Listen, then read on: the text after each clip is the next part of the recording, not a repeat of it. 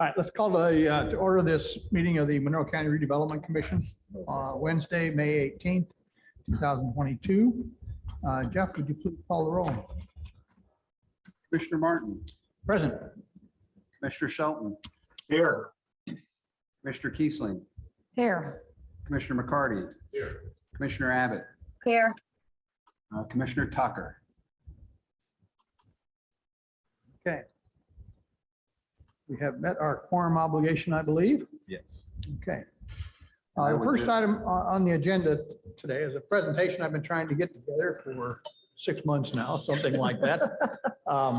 When we first started working on this idea of an affordable housing opportunity that we might be able to put forward through the commission, I recalled a presentation that Steve had done to a group of the Economic Development Corporation a couple of years ago, which had to do with the aspects of cost involved in development projects. And I thought it would be appropriate for us to understand better what the costs were, so we could work on identifying those areas of cost where we could have some influence to keep the cost low enough so that the project would actually be affordable. And in that vein, I asked Steve to put together something that from that presentation, and he kindly offered to do so. And he is here today to talk to us about the cost of development. Steve, I'm going to turn it over to you now. All right. Is there, do you show this on Zoom? I don't I've got know. an 8.5 by 11 of that too. I don't know, I'm not sure. because it might make more sense when I get to this. You go ahead and start and I'll figure it out. You want an 8.5 by 11 or is that okay? Well, I think if he gives me an 8.5, 11, I can scan it into my email and then I can share screen when he gets to it. I just enlarged it from an 8.5 by 11. So So at least he can take notes. All right, I'll be right back. but I won't get to that for a few minutes. So Steve, when you speak, make sure you speak right. right in the microphone. That applies to. Well, it's good to be here amongst old friends. And this was started from a presentation that I did, I think 3 years ago with BDC in the chamber. And it caused me to go back and do some research and looking at what was going on in the housing market at the time. And it's interesting that has just exacerbated since 2019. Everything has just got worse. The curves that were going on are still going on. But I'm just going to go a variety of places and I'll let you ask questions as you want to direct. Is this all part of yours? No, mine's here. Okay. You have nothing from me yet. What's up You there? have That's what I nothing wanna from me know. yet. What I saw in 19, when I did this presentation, I looked at local information and I saw that in 2008, building permits dropped in half from what they had previously been. I had the numbers, but they literally dropped in half in 2008. And what happened is they stayed at half since then.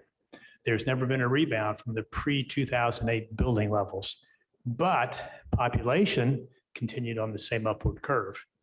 So obviously, shortage, it's just a question of how long.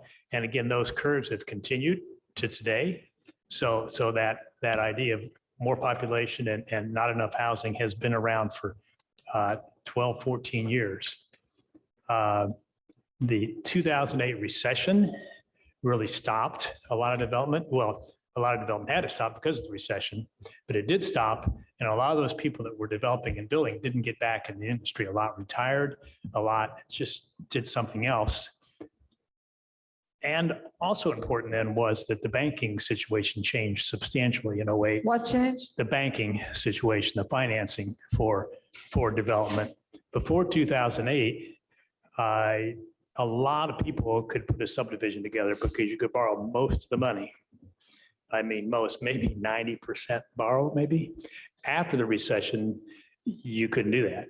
You might borrow half the money big difference. So some people that were energetic and risk-taking could put a project together with a reasonable amount of money before the recession. After the recession, those people weren't in the game anymore because you had to have more money. So that put a lot of people out also. So things change. It's changed. And then another item was gradually increasing regulations here in our community, both city and county, got tougher on development, more demanding of development for good reason in many cases, but it's just a fact they did. So a lot of people left the business. I was reading the Wall Street Journal 2 days ago, and there's an article in the journal, and I'm going to pass. It's on the left side here. It says, America needs more houses. Yes. Did you see the article or I just? didn't see the article, but there was an article, there was a little snippet somewhere else. that I It was saw. so timely that it was on Monday. Because Yes. what I was just explaining is what I learned and observed in 2019 and looked a little bit to see it was continuing. And the Wall Street Journal article on Monday basically said the same thing nationally. Housing starts dropped in 2008 and have never recovered. Financing is difficult. So they actually recommend 3 particular things that need to be done to get housing back moving again. And the first is to relax zoning restrictions. Interesting. Countrywide, not just Monroe County or Bloomington. The second is to address constraints to construction, supply chain, workers, expenses, and emphasize workers. You know, we don't have as many skilled tradesmen as we had before 2008 because those guys retired and there's not a new group coming up because there wasn't much going on. And now we're short. And then the third thing they said was to help developers finance projects, particularly affordable projects. Well, that's exactly the same experience I had, you know, back in 2008. Help financing because people can't finance their projects. So the same thing is true today, but it's true across the country, according to the Wall Street Journal on Monday. So the trends have continued and gotten worse. So that's a little bit of background. Now we'll go into maybe a little bit of the structure and putting together the subdivision. As I noted at the BEDC meetings, in a subdivision, there's really 3 main components of cost. One is the infrastructure cost. The second is the land cost. And the third are all the soft costs and the profit. And they work out about a third each. In most projects, you end up spending about a third of your money on each. So if you're investing $500,000 in land, you're probably going to invest $500,000 in infrastructure, and you're going to have $500,000 to pay interest and some fees to help for people to help you and stuff like that, and for profit. But a third.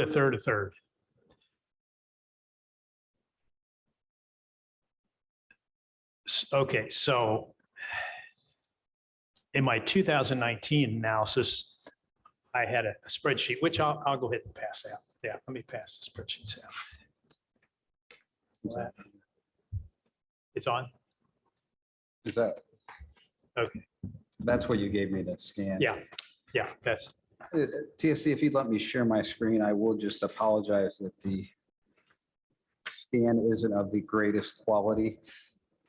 Because I think that that sheet. It was didn't turn light. off as well. it was light. Let me see if I can't run this bigger one through. Okay. You can join us if you want. You'll get educated.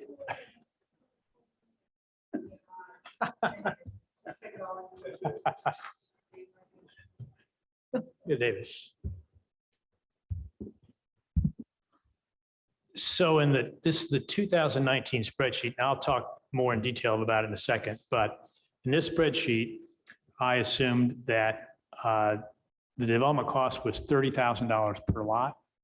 How much? The land, $30,000 per lot. The land was $30,000 per lot, and the markup was $30,000, which made a lot $90,000.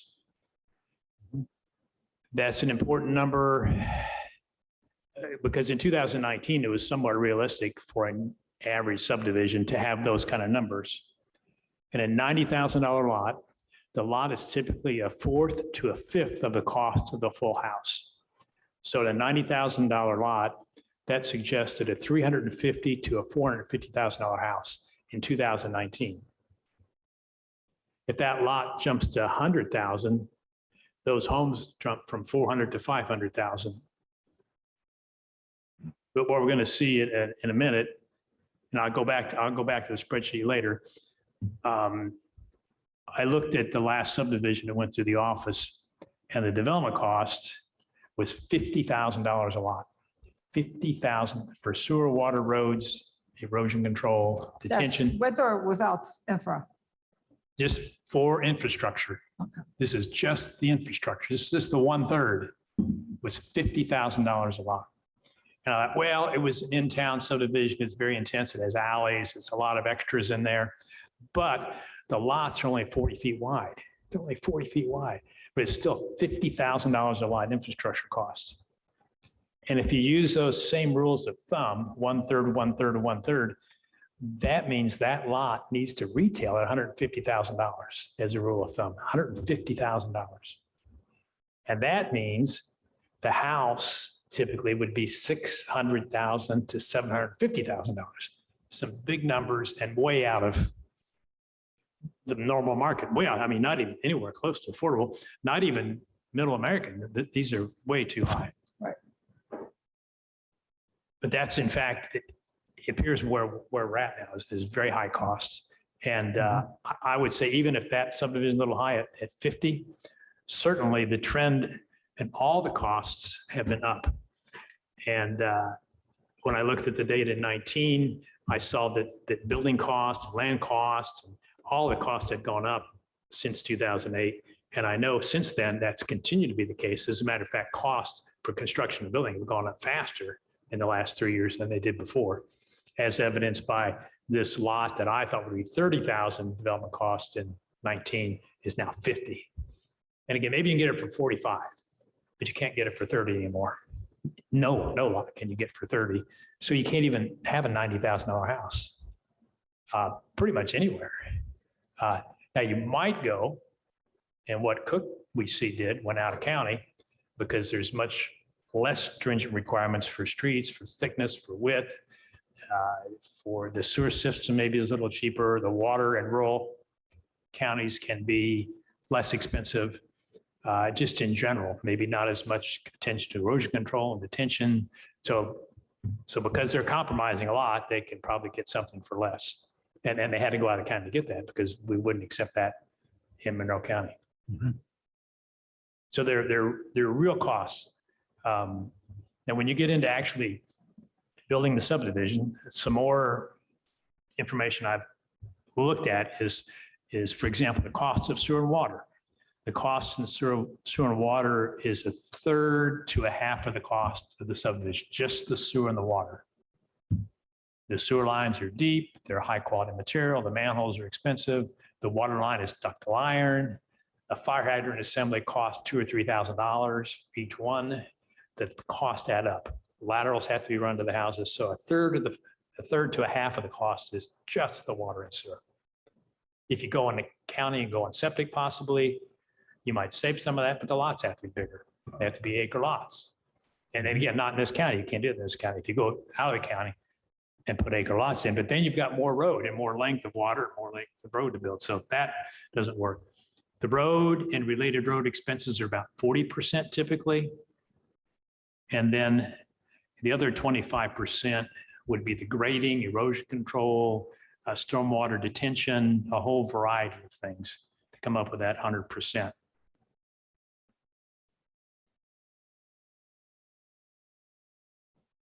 There's a lot of information there. Let's go to the spreadsheet and talk about how it all works out for the developer. This is a spreadsheet, the kind of a spreadsheet that would be used to project out for, this one does for a 4-year period.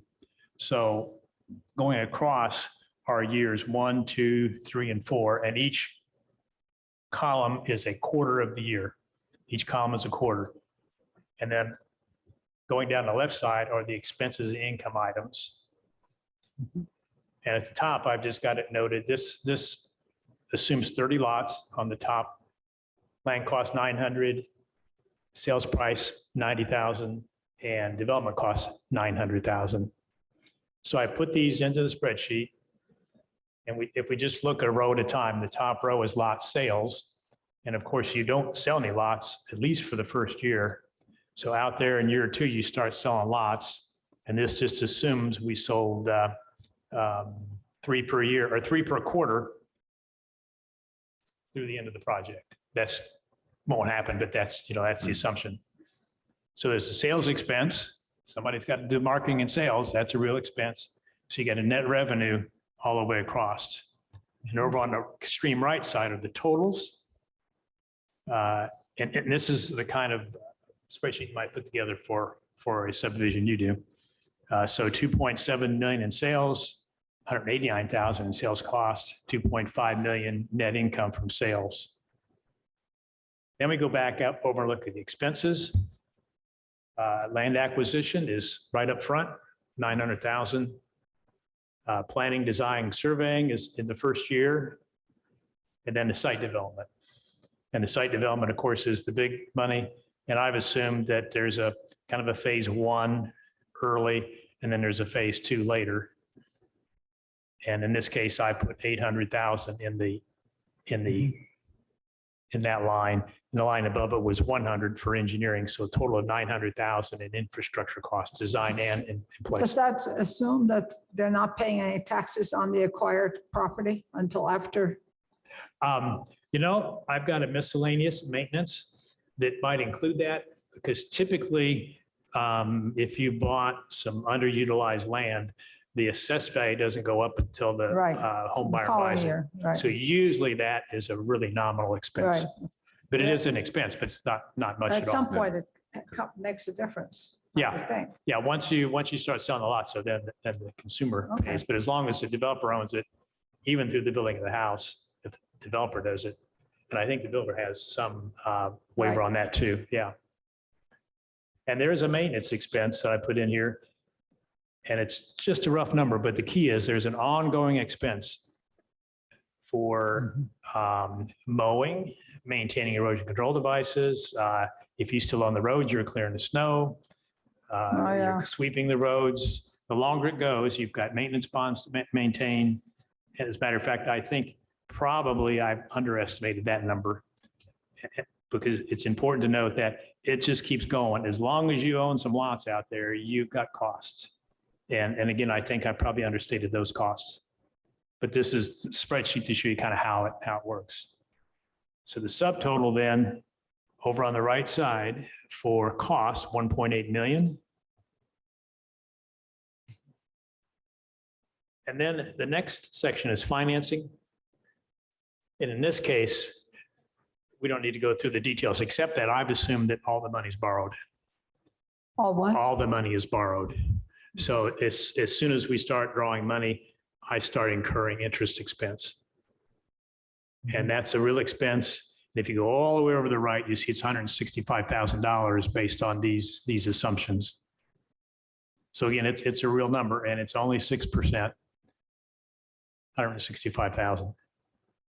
So we get the total expense in the next column, 1.98, and then you net $500,000. Now, the problem, there was lots of problems.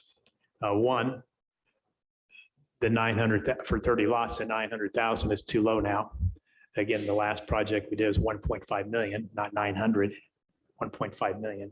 The land probably is more expensive than I've allowed now because of the 3 years that have passed. And you can't borrow it all. Somebody's got to put a bunch of money up here in the front.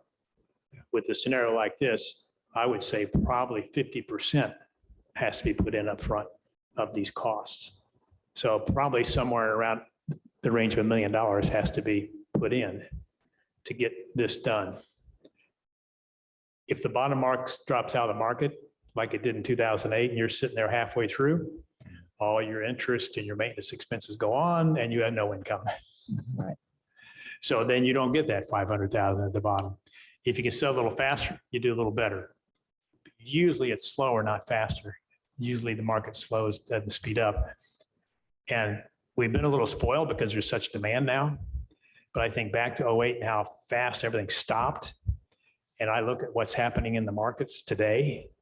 I mean, it's hard to imagine, but it could shut down next month, or maybe not next month, but it could shut down this year. I mean, the market could stop and you could be left with empty lots. It's been so long since we've had that, that we just assume it's going to keep going. It's like inflation. It's been so long since we've had inflation, and we didn't think 5% is terrible. Remember back in 1980, it was like 18%, you know, but we get a little spoiled. So we forget that, or that maybe that 500,000 is zero if you get drawn out and you can't sell your lots.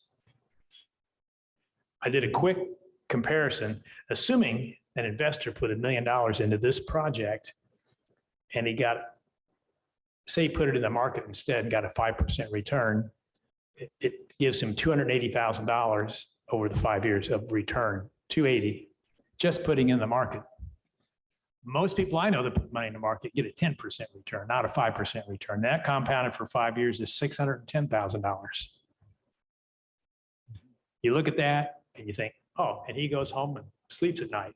He's not out there worried about erosion control. And he can make his $600,000 without doing all this stuff. And then you begin to see why nobody's done it. It takes too much risk. And this assumes that they all sell and the market doesn't drop. It takes a year at least to get your first lot on the market. And in that year, the market can change. So it's pretty risky. By the same token, if they can speed these things up, push the price a little bit, they can do well. And if you can get it all done in a strong market, you made it. And in '08, some developers that we know didn't make it because they were working in strong markets, and suddenly it all fell apart and a few people went bankrupt because they were stretched out. And at that point, they were financing 10% or putting in 10%, financing 90%, and it didn't work. It didn't work. So there's a lot of failure. Now, that being said, about the market, you can make 600,000 in the market. The market dropped 3% today. so maybe you can, maybe you can't. The key is there's a lot of uncertainty in how you invest your money. And it's true here, it's true in the market, but it's a whole lot easier to let somebody else do it in the marketplace as opposed to take all this risk. And again, this starts once you've got a project to design, and there's a lot of time spent before you get there as you're finding out, acquiring land, identifying what you can do and what you're going to do, and then getting into the process. So that's the extent of my prepared thoughts, but I'm really open to talk about it, answer questions, talk about it. I've developed a few subdivisions, but I've been involved in hundreds of subdivisions, some good, some bad. So, and I've learned from a lot of my clients also over the years. How does, we notice that now a lot of the development that's occurring is for the purpose of producing rental properties. And how would a project of this size that was targeting rental properties be different in terms of its economics than something like this? Would they still have to bear the same kind of costs all the way through, or is it different? It's similar, except that in this market, in this rental market, you can almost be assured of 100% occupancy the day you finish it. And you can finish it all at once. So it doesn't take 4 years. Once you get through this first year of designing and planning all that stuff, a year of construction, you build it all and you can occupy it all. So that's really important, as opposed to say you were building condos, they sell out like this. And they have to be financed like this. If you've got a rental program, again, in this community, you can count on 100% when you open. I mean, you have to market and stuff, but right. And you can't present that your pro forma to the bank, but that's been happening for a long time right here. If you design it well, put it in the right place, you open it to 100% occupancy. Yeah. So that changes all this, changes it all. It makes it And those projects are very marketable, and a lot of people want to invest money in those. A lot of outside investors want those projects. Yeah. So a lot different because of that.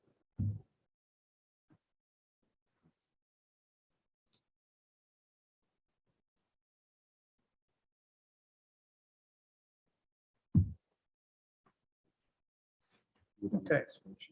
I leave it up in case they have questions.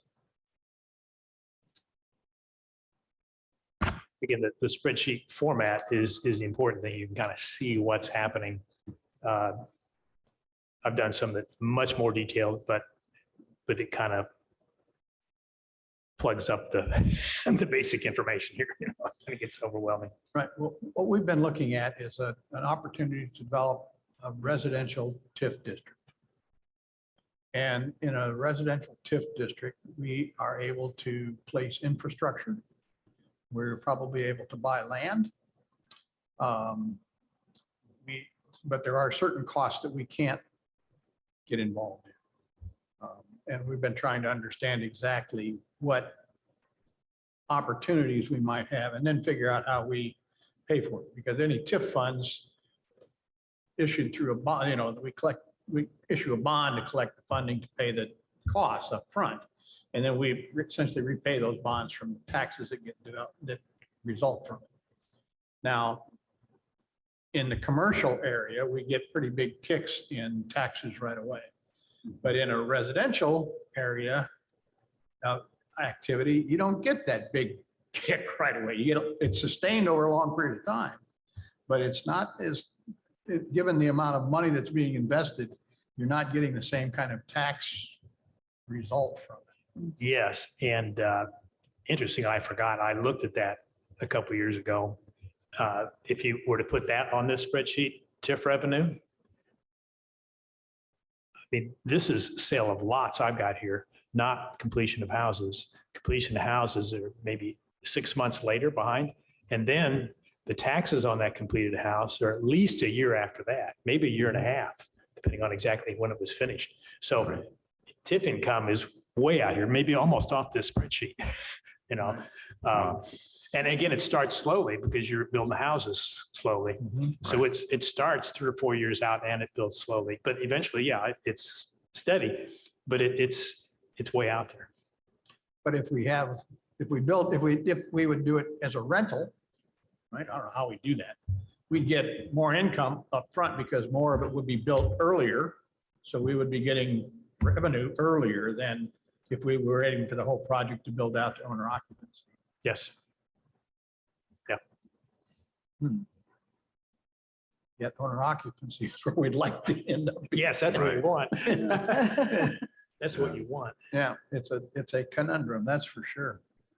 Trying to figure out how to do this.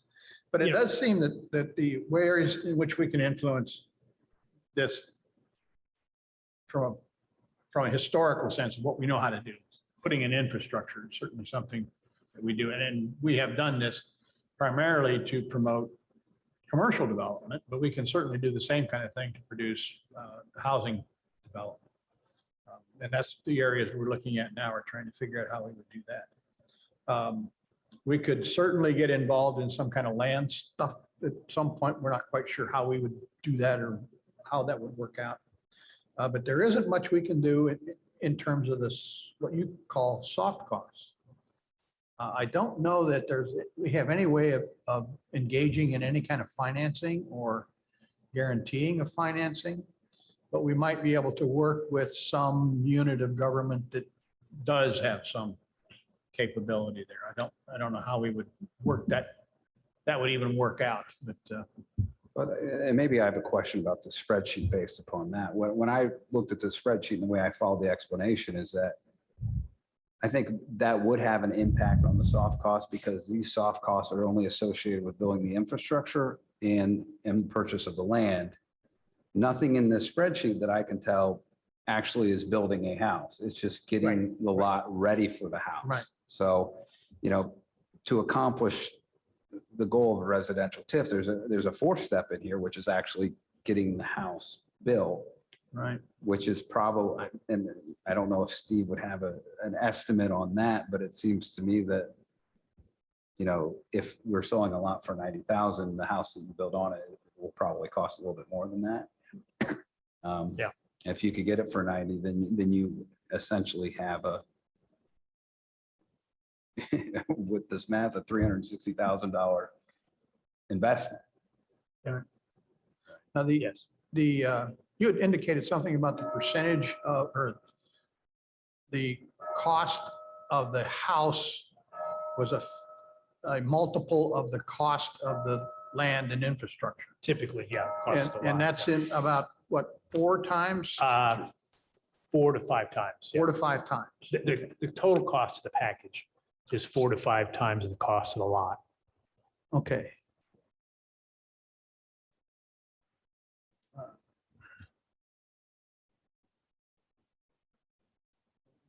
And that's a rule of thumb, but it's pretty consistent over the marketplace. 4 to 5 times that lot cost is where your house cost needs to be. Okay. So, Because that obviously has to be absorbed in your sales costs. right, You know, you can't have a $150,000 lot and sell a $200,000 house on there. You know, Right. there is a ratio and it's 4 to right. 5. But if we can lower the cost of the lot by providing infrastructure and land, then the total cost of the package could be much lower Yes, because we take advantage of that multiplier. Yep. Right? yes, So if we can take, instead of going 150,000 for the base stuff, we can cut that down to 50,000 or something like that. Then now we can build $200,000 to $250,000 package homes rather than $600,000 package homes Yep. because of the multiplying effect. Okay. And I'm not sure exactly what Habitat's financing is, but I assume it's similar. They've got a lot of money. I mean, the county gave them land, the Right. city helped with infrastructure. They got a lot of donors.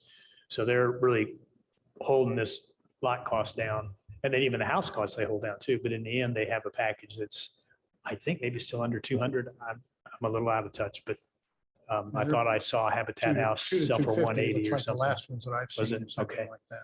So, but it takes a lot of help Right. to get it to there. And then, of course, you have to be qualified, which is appropriate. You get all that public help you want to be Right. sure it's going where you want Right. it to go. Yeah. And remember this and this 30 lot, I've got $500,000 administrative overhead profit.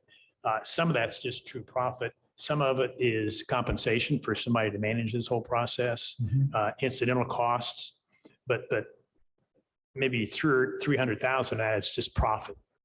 You could pay those all the administrative expenses for a couple $100,000 over 4 years maybe, and 300,000 of it's profit, which you don't need. Mhm. So you Right. save a little bit Right. on that. No, we do have to pay the bonds back. though. You got to pay the bonds back. You got to pay the bonds back. Okay. When, I didn't think about the TIF, but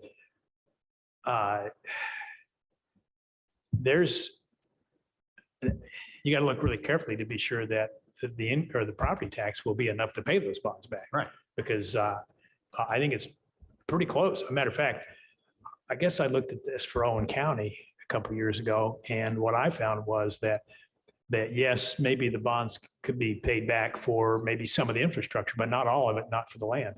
I mean, they weren't able to bond for the whole package because the property tax coming in wasn't enough.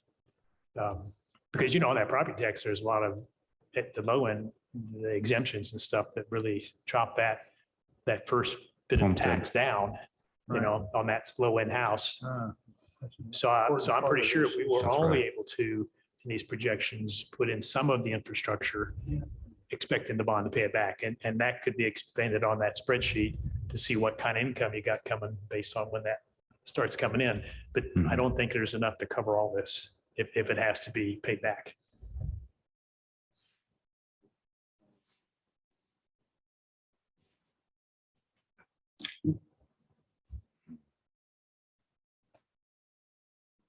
I probably have that spreadsheet someplace too, I could share with you. But I did, I went out and looked at, again, property tax Yeah. coming in, given the exemptions and stuff from a $200,000 house, what are you gonna get? And it wasn't enough.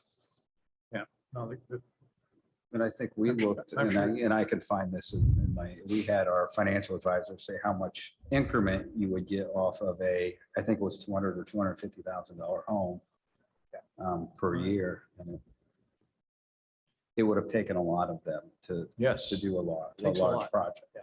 Well, again, I don't think there's enough for each one to pay back its own infrastructure land costs. Even if you build 100% of them, there's not enough to pay that cost. Was my analysis then. So again, maybe, but you're not giving the lot to them for free. Like you say, maybe you're covering the infrastructure costs, maybe you're covering the land costs, and they're covering the other half. You know, you're not making it free. You're taking what might have been $100,000 lot and making it 50. Yeah. And then the TIF is paying 50 and getting it back in tax revenue. Yeah. Right. So that is probably the kind of numbers. Yeah. Right. Not 100%. And then again, no profit. You've given us a lot to think about, A lot. which is exactly Yeah. what I wanted you to do. No, this is great.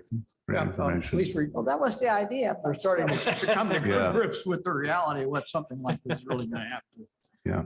to do. We know there are places that are successful in doing it, and we are examining how they did it. It's just a matter of whether we can pull it together here in some reasonable way.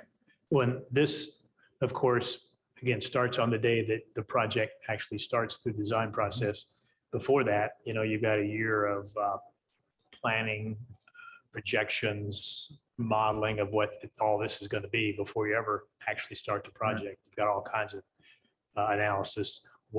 How much is the land? What kind of a lot layout? What's the zoning? Does it need to be rezoned? There's all these things that have to be done before this ever starts, which is what you're doing now.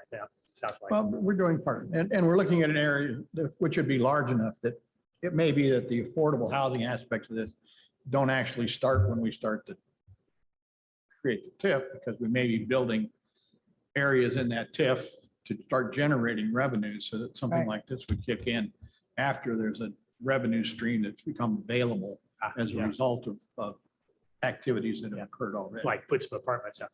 Yeah. Or a hotel or whatever. It's really the speed of the return, I think, right? That's Yeah. to Get get something those that starts sponsors. paying pretty quick and pays Right. quite a bit. Yeah.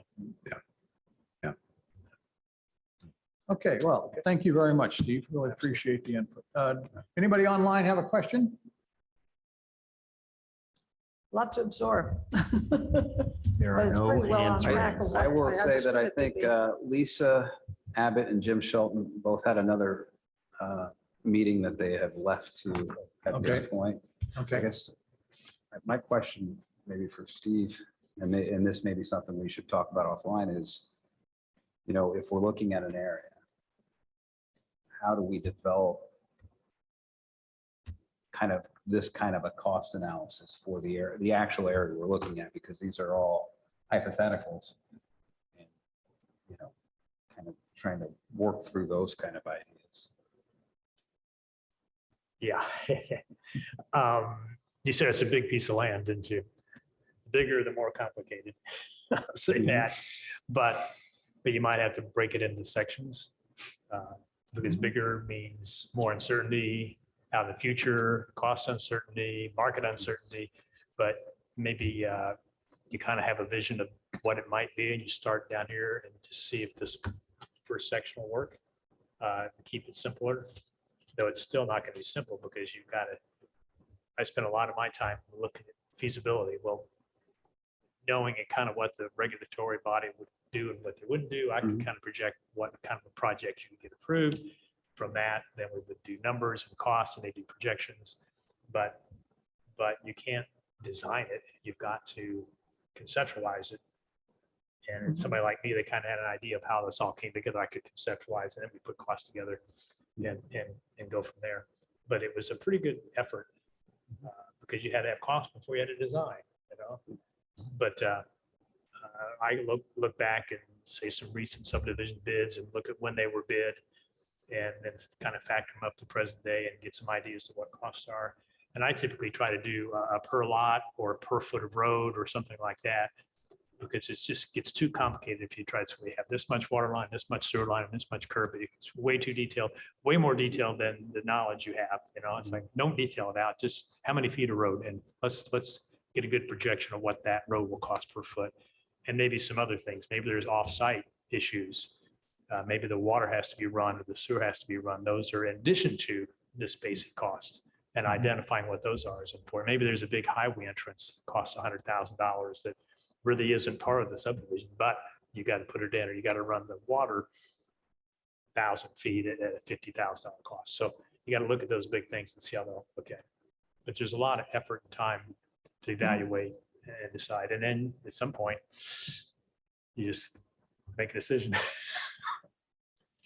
Well, speaking of that, we turn to our next, you're certainly welcome to stay, Steve, if you want. Thank you, Steve. I might Look at what else. listen we're- in introduction or conversation there about the property. Jeff and I and Colin met with the planning staff some time ago, you're aware of, and talked about the possibility of a residential TIF, essentially leveraging or extracting from our current 46 Highway 46 TIF, essentially the northern portion of that, plus more land to the north of that to create a residential TIF. And we asked the planning department and our surveyor to take a look at the area and give us more information about exactly what was there, what was permitted now, what some of the possibilities and problems were that we might encounter. And they prepared a report for us, which I think all of you received a copy of. It's called the Residential TIF Conversation of April 2022. And in that, there's more stuff here than we actually talked about, I think. There is a kind of a detailed map of the areas that we looked at. Essentially the northern part of the 46 TIF, part of which is now in the PUD for State Road 46. Part of it is north of that. It is kind of bisected by an area which is somewhat developed at the present time, but our current TIF actually does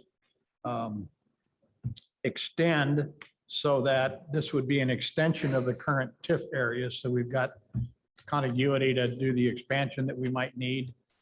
They gave us some topographic information. They gave us some information about potential roadways that would be necessary to develop the area, both the area which is within the current TIF, which we have already scheduled with priorities, and the areas to the north, which would be other roadway network that would be necessary to develop the area, as well as land uses in the new areas and permitted uses in the current North Park TIF. And let's see, what else did I talk about there? And the interesting part about the North Park portion of it is that in addition to the residential development, which is already in the PUD, there is commercial development scheduled for part of that PUD as well. And we had a specific question about how the revenue from commercial development could be used to support a residential TIF when that commercial development was secondary to the purpose of the TIF, and it was kind of ancillary, and how do we leverage that in the financing. Let's see, what else was the other big pieces of this that we talked about? There's a lot of it has to do with the North Park PUD, since a lot of the areas within that, and we could leverage that PUD as a point of beginning. There are some changes that have occurred in regulatory sense. stormwater issues are going to be a little bit different than they were before. We have to, I think we have a handle on any obligations that we have for EPA in that area, and we know how to avoid all that. We don't, and the nice thing about this particular area is we have a property owner who's been very much interested in trying to pursue this as a possibility. Mhm. So that pretty good synopsis. I think so. What do Um, you see, Steve? And it's, It's a good start. But well, it gives us something to put on the table at least. And I think that's what we were really interested in doing, was making sure that we had an opportunity to think about how we might actually do something. We've talked about this for a couple of years now, but we didn't really have a plan together. We now have a roadway that we're committed to building, so we're going to take Hunter Valley and continue it. That project is ready to go whenever all of the pieces get put in place. The authority to do the bonding has been done, which is the first big step that we had to take. But I think that gives us a way to at least start moving forward. I guess, Jeff, what would be our next step in this process? I think the next step in my mind, and I'm going to touch on a couple of things you talked about. Use your mic better. Oh, sorry. I want to talk about a couple of the different things you had mentioned. One step is I've looked through the statutes for the redevelopment commission and the housing TIF, and it's oddly silent on what can be collected and allocated in a residential TIF. Oh, really? And so I That read means that. everything's fair game? I read that to be, that could be the case. So I reached out to the kind of the bond council we use for our last, and I'm like, well, what's your guys' opinion? Because in there, and then I looked at their latest report and and he kind of says, well, it's really vague and we don't really, and they're actually meeting right now, or not now, but I'm causing the redevelopment TIF attorneys in Indy to kind of gather together and kind of talk about that issue to see if they have any guidance that they all feel comfortable with. The worst case scenario from Adam, who I talked with, was that, you might, if it's going to be commercial, you might want to keep it commercial, but then utilize, though that funding to kind of fund the traditional TIF items such as roads and sewers that physically are connected to that site. But he agreed with me that the statute didn't really answer the question in as a clear manner as we'd hoped. So I threw out to him, if we need to go ask the State Board of Accounts what their audit position would be, I'm more than happy to do that. But I think that they want to circle first to kind of get where they think it is, so that we can at least make a presentation to the State Board of Accounts if that's the end result. He said the short answer is that we could structure it and probably accomplish whatever goals we wanted to, but it would take some thought and some work on how to document it out and how to essentially whatever we decide we want to do, we just need to make it very clear in our documents so that when we have the public hearing where people have looked at them, that they know, hey, this was what was promised and this is what was done. And that since it is so vague, they feel confident that that's the route to go. Right. So but to me, the other next step is, when we met with the planning staff, I felt that there was kind of a general feeling that we should look at the areas that is currently in the State Road 46 corridor TIF district that is in Bloomington Township and north of or east of 46, and kind of go to the Plan Commission and say, we're thinking about making some or all this a residential TIF area. The zoning in it is a PUD that has all kinds of different items in it, and it's been a PUD for quite a long time, and it doesn't seem to be working. I think we need the developer there with us to be part of that conversation, because at the end of the day, if we move forward with the creation of the new TIF, that is part of the process that we have to go through. And so in my mind, we should probably start there with our next step with that area in mind, because I think all the redevelopment commissioners were present at that meeting with the planning department in one form or another. So I think that to me is the next step, is let's have a formal meeting with a portion or with the plan commission, as I know they have a lot of committees and things like that, whichever one they feel is most appropriate to have it with, and have a meeting with them and kind of talk about these thoughts and these ideas and get some feedback from them. Because at the end of the day, we could TIF the area as residential TIF. But if the underlying zoning isn't residential, you're not going to accomplish any goal, right? Because the zoning is required to make it work. So I think in my mind, the next step is a conversation with some plan commission members to kind of talk about this area and what the goals are. You still on the plan commission? So we wouldn't want to do this at a regular meeting. We'd want to do this at your, Well, the yeah, essentially alternate work sessions. so we'd want to do it kind of at an admin, or would you do it as a subcommittee? Okay, It's not really planned. right, because there's no real proposal. Okay, so we could do it, but we could do a presentation at an admin meeting. Yeah, we're trying to spend a lot of our admin time. Okay, And Jeff, you had said before that commissioners are okay with us looking at this area for, Yes. that's the only thing I want to make sure is that we all know that.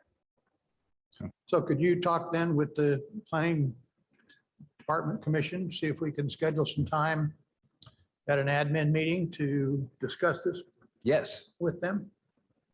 I'll be certainly willing to carry the charge.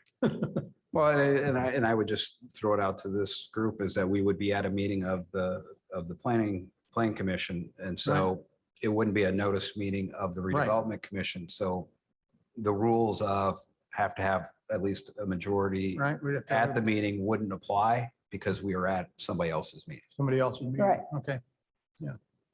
No, I think that's a reasonable next step for us to take. Okay, good. Anything else on this discussion? Anybody out there want to comment?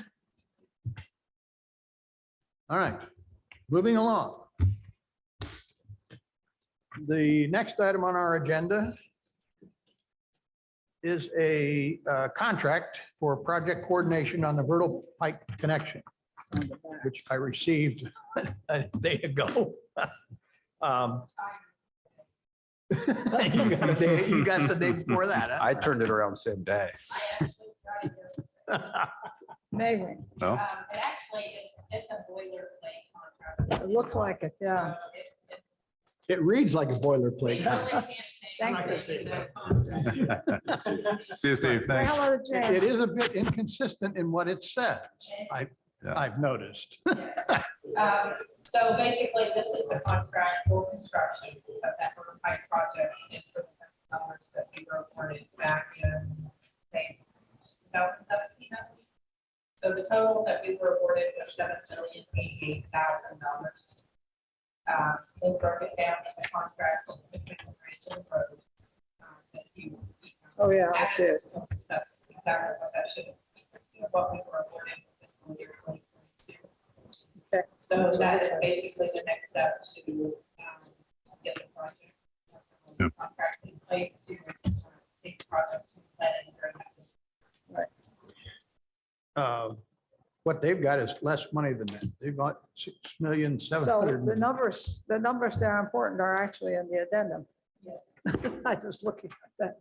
Now, Then we have get also, this- don't we have, in addition to this, didn't we just do a contract for inspection, which is a separate contract? And so we're paying that out of, Construction inspection on this one was right, so it was another $1 million or something like that. the very. What's a million here, a million there? They're not kidding. I did have a question. Why isn't this project going through the MPO since it's in the MPO jurisdiction? So, well, there's nothing. Well, I understand that. So, But it was under my impression that I was told from, staff, that these are projects, whether or not it's MPO funded or not. we put, and they put it into. right. That is why it's. They didn't put it in the tip. Is it in the It tip? should be, yeah, it should be in the tip. So basically, it's locally funded until. Right. So aren't they the LPA? I would be the LPA. Okay. We own the project, but it's just required to put it into their MPO plans because it's within. Okay. that. But they have no administrative authority in this project. Okay, that's what I wanted And to. that's the same as, say, our bridge inspections are listed in MPO.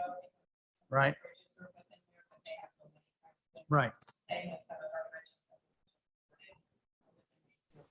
But. they're just- Okay. All right. And we are all aware that the stipulations on payments of invoices in this are inconsistent in the document? Okay. Yes. So how the construction works on the NDOT contracts and planning, we will build for our portion of. Right. And we have 30 days to pay it. Yes. Okay, so when they do the letting, we'll get an invoice from them for our percentage of it, which is X number of millions at that point in time. And are we, yeah, I want to Process make too. sure we got the cash on hand at the time the bill comes in. So, so bonding is kind of his territory. We do have this project set up as a reimbursable grant and our financial system. Once this goes to letting and we write the check out from. Right. Just for Monroe County. It is the only type of fund that can go into the negative balance. Until that project is until the last payment is made.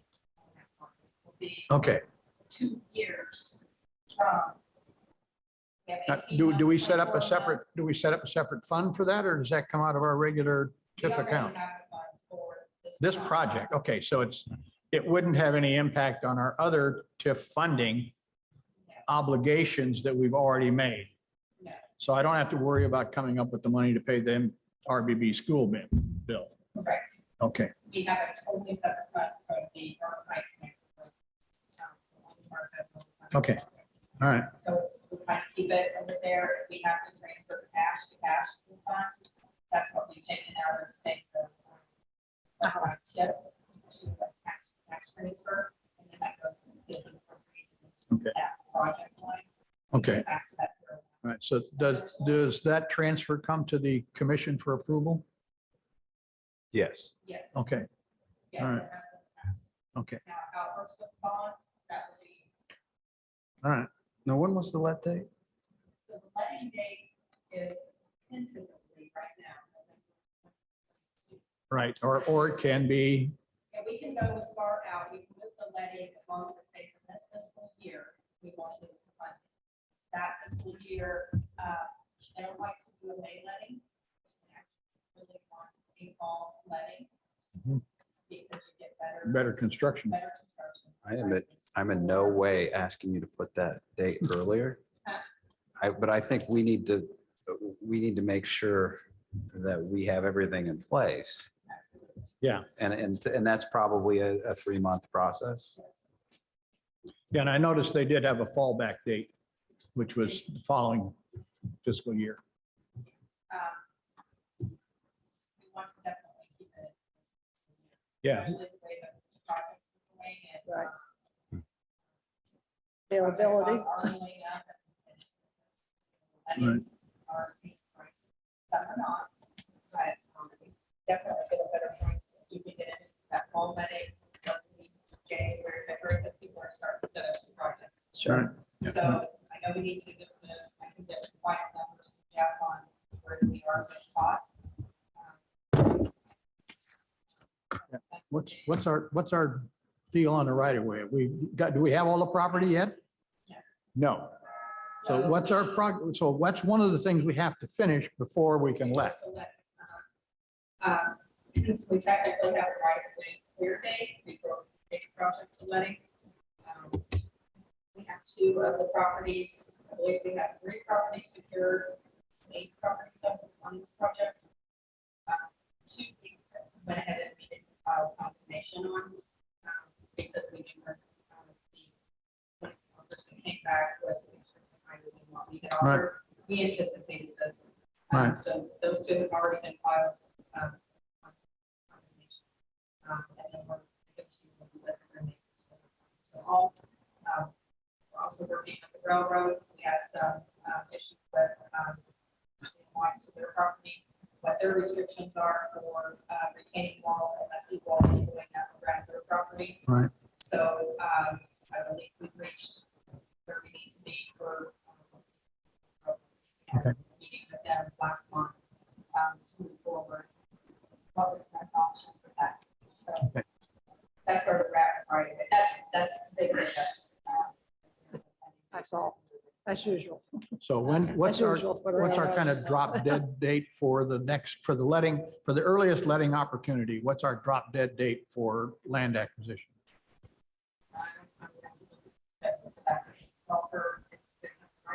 Third days, the final tracings. It depends on how far out you would want to move the letting date. Right, that's what I'm trying to figure out is when are we going to set a letting date based upon knowing that we've got property available? Let me give you an answer on that next month. Yeah, I think we probably would like some information about But I would that. probably-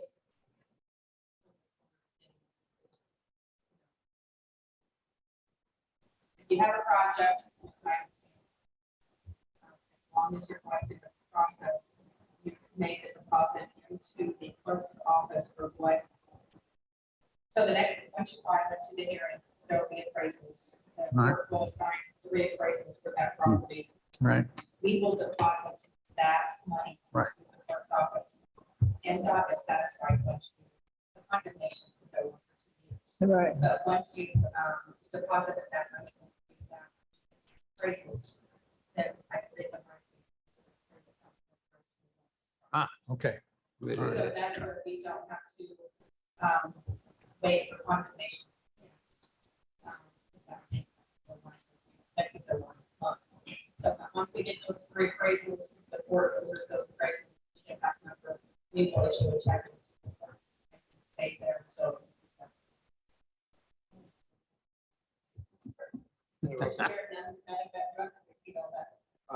No.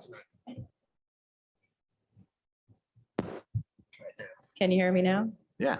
Sorry. There you Oh, yeah, I okay. can hear. Except that everything echoes in. I here. feel like I Yeah. can't, I Understand half of it. think it sounds good. It all echoes in here. That's okay. That's a So problem. that's where we're at. But once we get those appraisals, we don't have to wait for condemnation to be Thank completed. you, Eric. We can deposit the money and move on into letting. Okay, and so as soon as we have our final estimates and how do I put this? The budget estimates we have for our next fiscal year and the year after that Mhm. are going to be adjusted when you have final numbers, because I think we're low right now.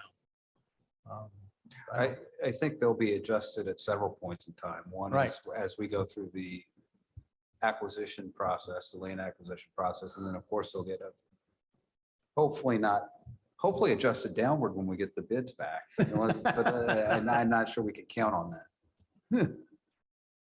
She wants that broadcast, hopefully lower. Hopefully lower. lower. I agree. Okay, So that's kind of where we're at with that project. all right. Right. Okay. All right, so given that we have the boilerplate, as full of holes as it might be, it is the thing we have to do. I will entertain a motion to approve this agreement or this project coordination contract. So moved. Second. I have a motion and a second to approve the project coordination contract with the Indiana Department of Transportation. This is essentially for the Vernal Pike project. All in, well, you have to call the roll. Actually think you could, since all the members that are currently in the meeting are present in the room, I Okay. can call the roll or you can just do a voice vote. No, let's call the roll. Commissioner Martin, Yes. Commissioner McCarty, Yes. Commissioner Kiesling. Yes. Motion is approved, 3-0. Okay. All right, thank you. All right, next are our minutes. We have minutes from our March meeting that got delayed, but are here. We have the minutes from our April meeting, and we have a set of brief minutes from the April 29th meeting that we had with the planning department. Does anyone have any questions about any of these minutes or any corrections or Yes. additions? And this is Iris. And one of them, you have my name spelled KIS, but I think you may have picked it up already. I don't know. I forgot which one it was because I did it. I will make that I was doing correction. it online and, It is on March 23rd, okay, middle of the second page, Commissioner Kissling. yes. I think you corrected it already, maybe. Somebody did. I don't see it now. Are you okay if I do all of these in one motion? I am perfectly happy with that. All right. I just moved that we approve the minutes of the redevelopment commission for March 23rd. But I don't have all the numbers here. Hold on. April 20th. And April 29th. Meeting with the plan department. I have a motion. I have a motion and a second Second. for the approval of the minutes of March 23rd, April 20th, and April 29th. Want to read the roll, please? Commissioner Martin, Yes. Commissioner Kiesling, Yes. Commissioner McCarty. Yes. Motion is approved, 3-0. Okay. Next up is our approval of claims. We have 4 claims that have been set before us today. One with DLZ for the Vernal Pike professional services. One from FSG, which has to do with contractual services. I think these are having to do with the resolutions that we passed Right. at our last meeting. We have another one from Beam, Longest and Neff on the Curry Pike Woodyard construction inspection.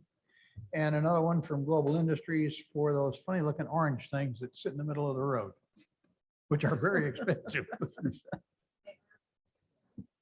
They are very expensive, but they will stay in place.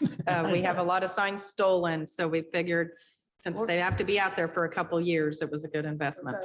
Yeah. Yeah, Got it. well, they just fill them with water. Is that what they do? Uh-huh. Yep. Wow. They aren't gonna Yeah. move. Not going anywhere. Second. Our total for claims is $95,274.93. Anybody have any questions? I'll entertain a motion for approval of the claims. So moved. Second. I have a motion and a second for approval of the claims. Please lead the roll. Commissioner Martin, Yes. Commissioner Kiesling, Yes. Commissioner McCarty. Yes. Motion is approved, 3-0. Okay. That's for something else. Okay, we're down to staff comment. Lisa, shall I start with you? Okay, if you would like any project updates, as you can see, Curry Pike, Smith Pike, Woodyard Road is very well under construction. You can only travel through that intersection north and southbound. And that will be most of the summer. The west side, the east side on Woodyard Road could possibly open later over the next 30 days, but the west side will remain closed. Unfortunately, we have some issues out there with moving of barricades and such, people driving through people's yards to go ahead and still get through the intersection, which is very disappointing. The Vernal Pike, Vernal Pike Connector Road, we just had that update. Continuing right-of-way acquisition, working with the railroad. Fullerton Pike Phase 3, right-of-way acquisition is going very well. We have 18 parcels on that project. We have 13 secured already. We have 5 remaining. We just did comments back to two of those 5. So that it's moving great. We've had a lot of requests on that project recently on when it's going to letting. It's scheduled right now for July of 2023 to go to letting. And we are definitely on track for that. Okay. We did have a meeting about the bridge and bonding for that TIF district, for their Fullerton Pike TIF. Combining that also with the major bridge fund to help fund this project. It seemed very favorable when we talked to, is it bond council? Is that what you call? Yeah, it And was fun. FSG. Yes. They believe that we are in the right direction to be able to fund this project through a bond for that TIF district. So again, we'll have to get moving on that, and we'll use the major bridge fund as the, I guess, the recommended funding source for backing the bond, as, so to speak. So that's our project updates. I don't know if there's any other projects that you want updated that's outside the Yeah, TIP how are we areas. doing up north on the east Sample west? Road.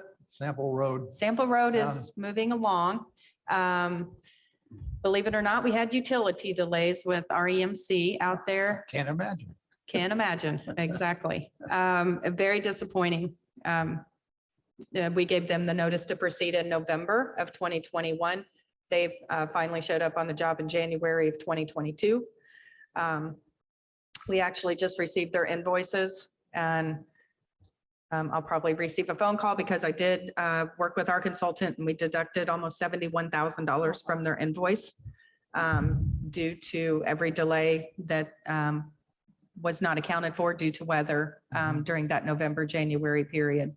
I feel we have authority to do that because they did not uphold their end of their work plan and their schedule without just cause. So we're Smithville is on site on the He just west was side. talking about that with me. Smith Yes. out there. And we've worked we've always had a good working relationship with Smithville. They attend our utility meetings every 2 weeks. They have never failed to show Good. up.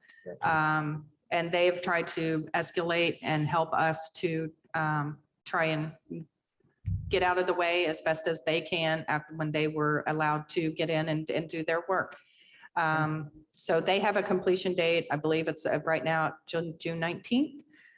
We have Milestone moving in, mobilizing to the project on June 6th to start the reconstruction of Sample Road. I believe they'll start on the east side, start bringing in the culverts, having everything, and it'll be full force throughout the rest of the year.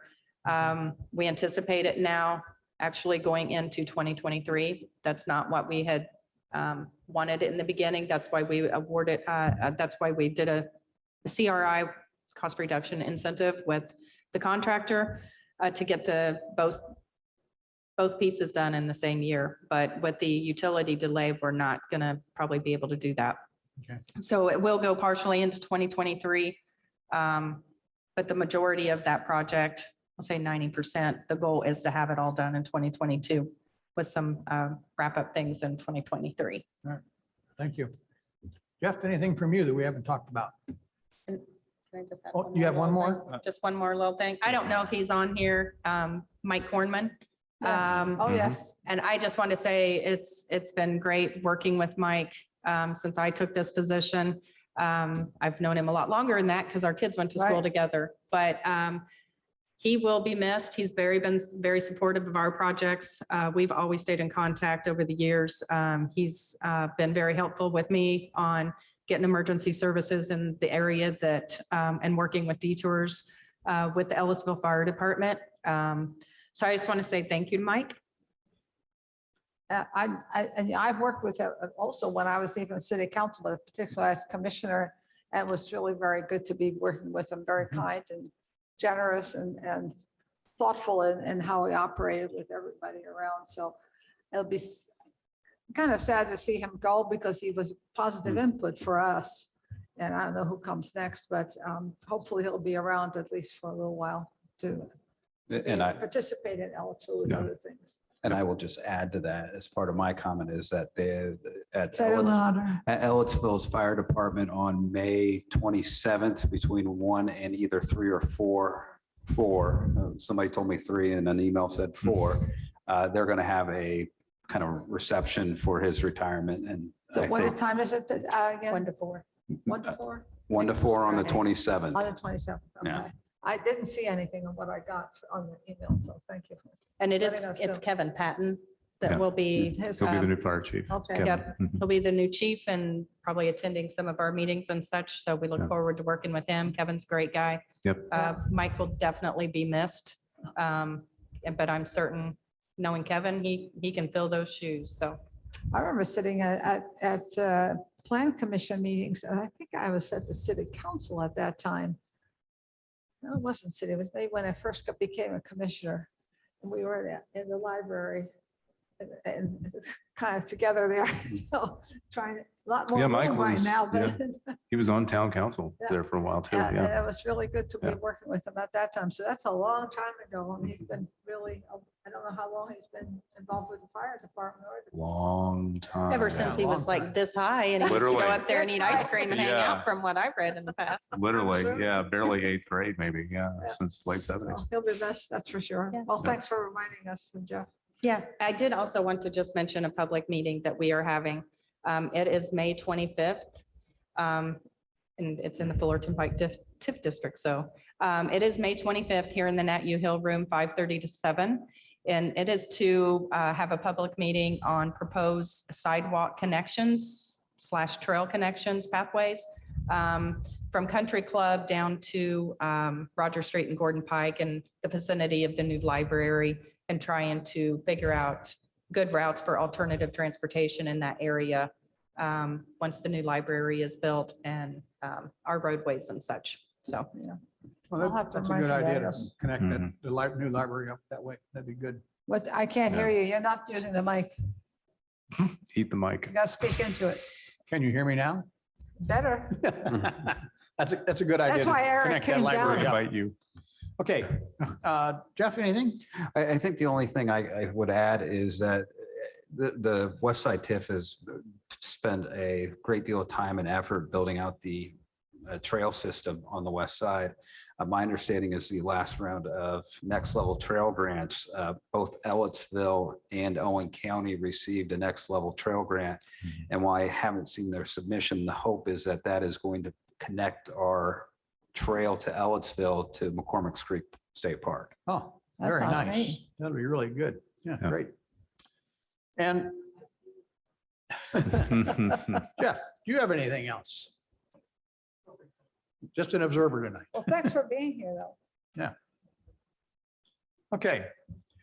We are down to commissioners' comments, and there's only the three I of us. have nothing except what I've already. Iris, do you have anything else? Colin? Yeah, just one more thing. I'll add my congratulations to Mike on this commission. So I think short time I've been here with him, but I've known Mike a long, long time, and he lived his dream for a long time. And it will be different without him at the fire station. And I wish him the best in his endeavors. He's been, as I mentioned before, he was also on town council, and he's just been a great asset to Ellettsville. That's right. And a lot of knowledge. So I wish him the best in his new endeavors. I believe he's going to be at IU, but I don't know exactly what he's doing. But Kevin Patton will be a great replacement. Absolutely. For him. The only other thing I'd add is the Envision Ellettsville team had a great celebration last night of the launching of the strategic plan for the town. And there were some good TIF discussions going on about, different areas on the east side, the north side of town for industrial growth and development. And I think some of the designs that have been dreamed up are a great start. And, I wish that team the best. I've not been on the steering committee, but definitely they have a terrific start. So congratulations to those folks. It's, just the first step, and a lot of young families at that event last night too. Good. Yeah, it's nice to see people are interested across the spectrum, age spectrum, about making Ellettsville a better place. So it's a great time to be in Ellettsville. And Eric, I think we need a sound check next time we have a meeting, perhaps. So, sound check us all. Don't you threaten me with a good time. So thank you very much. Okay, and I have nothing more than what I've already said, which has probably been at least enough. And I want to thank you all for coming today. And with that, I think we are ready to adjourn. Okay, most to adjourn. Second. We are adjourned.